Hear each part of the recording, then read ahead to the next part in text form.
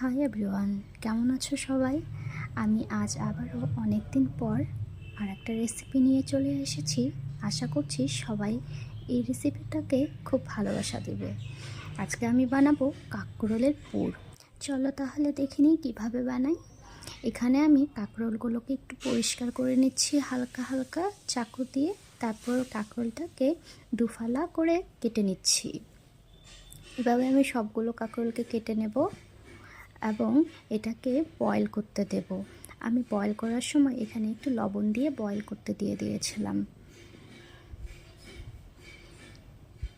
আর এপাশে যখন বয়েল হচ্ছিল তখন আমি এখানে পেঁয়াজ কেটে নেব। তো পেঁয়াজটা আমি কেটে নিচ্ছি। কাটা হয়ে গেল। এবার আমি পেঁয়াজ, রসুন এবং কাঁচা লঙ্কাও নিয়ে নিলাম। আর এখানে কালো সর্ষে নিয়েছি। তো আমি কালো সর্ষে, রসুন এবং লঙ্কাটা বেটে নেব। আর এপাশে আমার কাঁকরোলটা হয়ে গেছে সেদ্ধ। এবার একটা চামচ দিয়ে কাঁকরোলের যে ভিতরের অংশটা থাকে সেটাকে ভালো করে বের করে নিচ্ছি। কাঁকরোলটাকে বয়েল করে একটু ঠান্ডা হতে দিবে, নইলে একটু হাতে প্রবলেম হবে, হাতে পুড়ে যেতে পারে, গরম ভাবটা লাগতে পারে। তো এভাবে সুন্দর করে কাঁকরোলগুলোর ভিতরের অংশ যেগুলো থাকবে সেগুলোকে বের করে নিতে হবে। সেটাই করে নিচ্ছি। তো এখানে যতগুলো কাঁকরোল ছিল সবগুলো ভিতর থেকে বের করে যেটা অংশ ছিল ভেতরের সেটাকে আমি চেপে নিয়েছি। আর এপাশে তেল গরম করে এখানে দিয়ে দিলাম পেঁয়াজ কুচি আর রসুন কুচিটাও দিয়ে দিলাম। আমি কিছুটা রসুন বেটে নিয়েছি এবং কিছুটা গোটায় দিয়ে দিয়েছিলাম।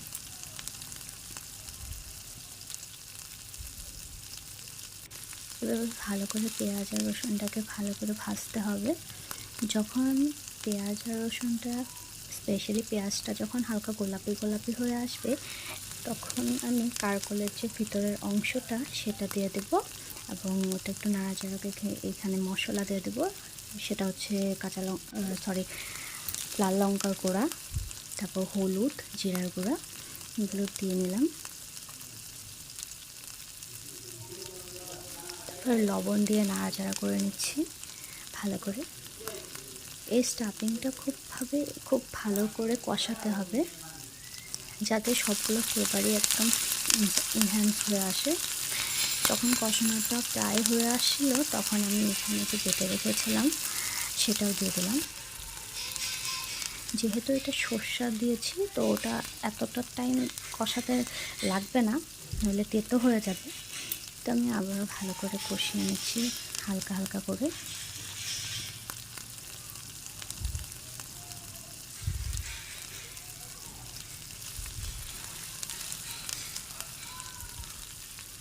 দেখতে পাচ্ছ হয়েই আসছে প্রায়।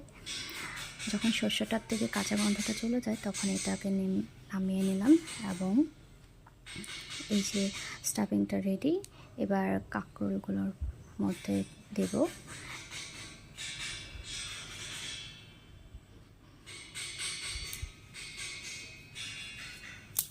এবার আমি এক এক করে এই পুরটা যেটা বানিয়েছি কাঁকরোলেরটা ভালো করে কাঁকরোলে ভরে নেব, আলতো হাতে ভরে নেব। তো এভাবেই আমি এক এক করে সবগুলো কাঁকরোলের মধ্যেই ভরে নিচ্ছি। আচ্ছা, আমি এখানে যখন পুরটা নামিয়েছিলাম তখন একটু ম্যাগি মশলাও দিয়ে নিয়েছিলাম, তোমরা চাইলে দিতে পারো। আমার ম্যাগি মশলাটা খুবই পছন্দের, তার জন্য আমি দিয়ে নিয়েছি। তোমাদের যদি ভালো না লাগে তাহলে দিবে না। এভাবে আমি সবগুলো কাঁকরোলের ভেতরে স্টাফিংটা ফিল আপ করে নিলাম। খুব সুন্দর লাগছিল দেখতে। এবার এপাশে তো তেল আগে থেকেই বসিয়ে দিয়েছিলাম গরম হওয়ার জন্য। এক এক করে কাঁকরোলগুলো ছাড়বো। তো এই পাশে আমি মাকে জিজ্ঞেস করতেছিলাম যে কিভাবে ছাড়বো, উল্টো করে না সোজা করে। তো মা বললো যে পাশে পুর থাকে ওই পাশটা আগে ভেজে নাও, তারপর উল্টিয়ে দিবা।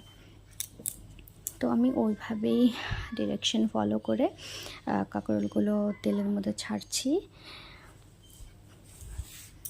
অনেকেই আছে যখন স্টাফিংটা ফিল করে তখন এখানে বেসন আর চালের গুঁড়ার বেটার একটা বানিয়ে সেখানে কাঁকরোলটাকে একটু ভিজিয়ে বড়ার মতো করে নেয়।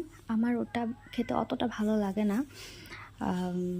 আর অ্যাকচুয়ালি আমাদের বাড়িতে বেসনটা কেউ পছন্দও করে না, তো এইভাবেই বানালাম। আমি এটা প্রথম বানিয়েছি আজ, প্রায়ই আমার শাশুড়ি মা বানায়, তো আজ আমি বললাম যে তাও আমি বানিয়ে দেখি কেমন হয়। আমার ভাজা হয়ে গেছে, একটা পাশ হয়ে গেছে, তো আমি উল্টিয়ে নিয়েছি। এভাবে ভাজাটা কমপ্লিট হচ্ছে, তো আমি এক এক করে তুলে নেব।